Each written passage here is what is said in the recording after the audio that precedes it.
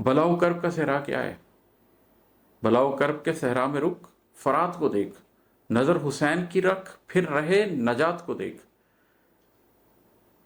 کیا ہوا؟ امام حسین رضی اللہ تعالیٰ عنہ فرات کے کنارے پیاسے تھے اور حق کے لیے کھڑے ہوئے تھے۔ اگر آپ بھی اسی نظر سے دیکھیں جس نظر سے حسین رضی اللہ تعالیٰ عنہ نے چیزوں کو دیکھا، تو آپ کو نجات کی راہ کچھ اور نظر آئے گی۔ ان کو یہ رستہ دیا گیا کہ وہ اپنی زندگی بچا سکتے تھے، لیکن اس رستے کی ایک قیمت تھی، یزید کی بیعت۔ انہوں نے وہ بیعت نہیں کی۔ تو ہماری زندگی میں بھی بلاؤ کرب کا ایک صحرا ہوتا ہے، ہمیں بھی اس میں رکنا ہوتا ہے، ہمیں بھی فرات کی طرف دیکھنا ہوتا ہے، ہمیں بھی یہ پتہ ہوتا ہے کہ ہمیں یہ پانی مل سکتا ہے، ہم یہ پانی پی سکتے ہیں، ہم اس صحرا کے کرب سے گزر سکتے ہیں۔ اس وقت ہمیں کیا نظر آتا ہے کہ ہمیں اگر ایک میں یا سامنے پانی ہے اور اگر ہم تھوڑا سا جھک جائیں تو یہ پانی ہم پی سکتے ہیں۔ لیکن اگر آپ حسین کی نظر رکھیں تو پھر کیا ہوگا؟ پھر رہے نجات کو آپ کسی اور طرح دیکھیں گے۔ انہوں نے اس پانی کو پریفر نہیں کیا، انہوں نے پیاس کو پریفر کیا۔ انہوں نے جھکنا قبول نہیں کیا، انہوں نے راہ حق پہ کھڑا رہنا قبول کیا۔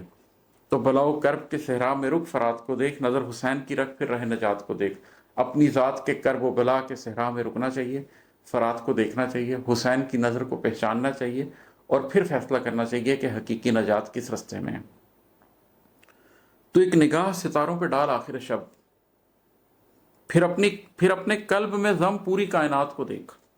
آخر شب جب تہجد کا پہر ختم ہو رہا ہوتا ہے، اس وقت ستاروں پر ایک نظر ڈالیں، آپ کو کائنات نظر آئے گی، دور دور تک ستارے نظر آئیں گے، کہکشائیں نظر آئیں گی، آپ کو ملکی وے نظر آئے گی، آپ کو وہ کلسٹرز نظر آئیں گے جو کہ پتہ چل گیا کہ ستارے نہیں ہیں، پوری پوری کہکشائیں ہیں۔ آپ کو خدا کی عظمت کا احساس ہوگا، آپ قرآن کی ان آیات سے ریزونیٹ کریں گے کہ کیسے اللہ نے 7 آسمان بنائے اور آسمان دنیا کو، اس دنیا کے آسمان کو ستاروں سے زینت دی۔ آپ کو خدا کی بڑائی نظر آئے گی اور اس کائنات کے اندر اپنی حیثیت پتہ چلے گی کہ کتنی کم ہے۔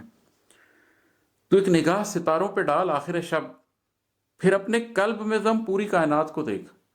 جب آپ یہ ستاروں پہ نگاہ ڈال لیں اور باہر کی پوری کائنات آپ کو نظر آنے لگ جائے، آپ آفاق کو سمجھنے لگ جائیں، پھر انفس کو بھی سمجھیے، پھر اس کے بعد اپنے قلب کے اندر نگاہ ڈالیے، آپ کو پھر وہاں بھی ایک پوری کائنات نظر آئے گی۔ کیونکہ اللہ نہ زمینوں میں سماتا نہ آسمانوں میں، اللہ قلب مومن میں سما جاتا ہے۔ قلب مومن تو بہت وسیع ہے، قلب مومن کے اندر تو ستاروں کے سفر بھی پاؤں کو دہلیز لگتے ہیں۔